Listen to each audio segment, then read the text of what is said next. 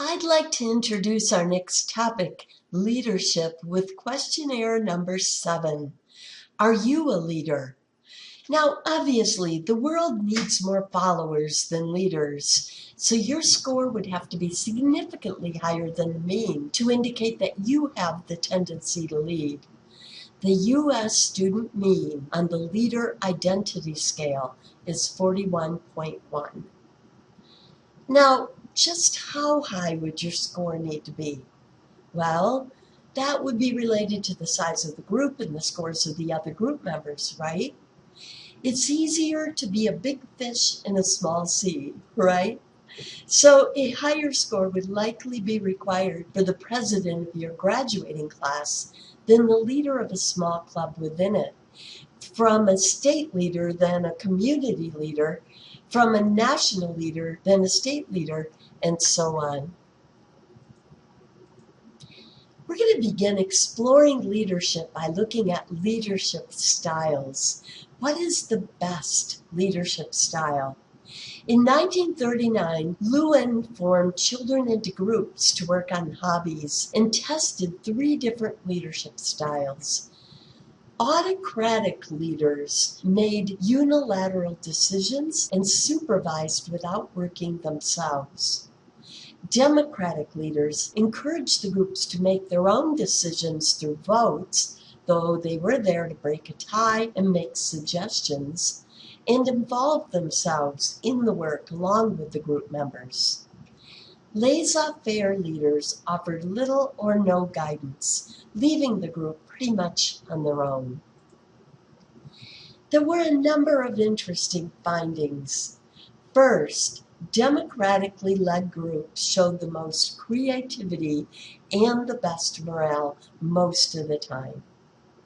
Second, autocratically led groups were the most productive, but showed low creativity and low morale, and much lower productivity in the absence of their boss. But interestingly, these groups work best when fast decisions are needed or when groups feel under threat. Third, groups led by laissez-faire leaders were the least productive, the least creative, and they showed the lowest morale of all.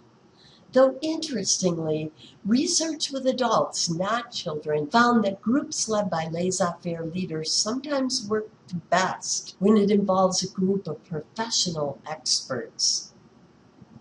And so it is not surprising that further research identified the best leaders as those who are flexible, who adjust their styles with the situation, those who are democratic most of the time, but autocratic when a fast decision is needed or if they sense the group is in high threat, and tend to test laissez-faire along with democratic styles when leading experts.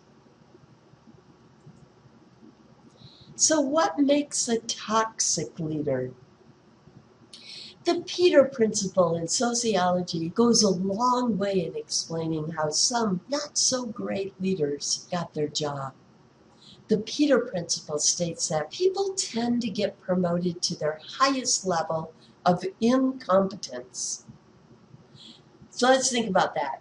They prove competent at a position and are awarded with a promotion, and this keeps happening until they reach a position at which they do not excel. Meaning no one knows until it's too late, right?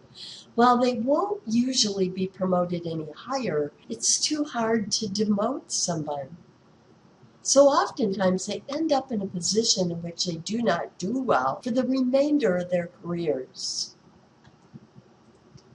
Another characteristic of a poor leader is to fail to hire people with the best skills for the job. Granted, this is harder than you might think because everyone tries to come across as having all qualities needed in the job interview. So besides good research skills like checking backgrounds, training, references, a good leader must have exceptional people perception skills in order to see through the act to who is genuine and who is not. Poor leaders also tend to have poor interpersonal skills. They fail to respect and appreciate employees out of arrogance and/or indifference. And they often tend to be duplicitous characters. They display behaviors that undermine employees' trust in them, like betraying others' trust, failing to keep promises, taking advantage of subordinates, etc.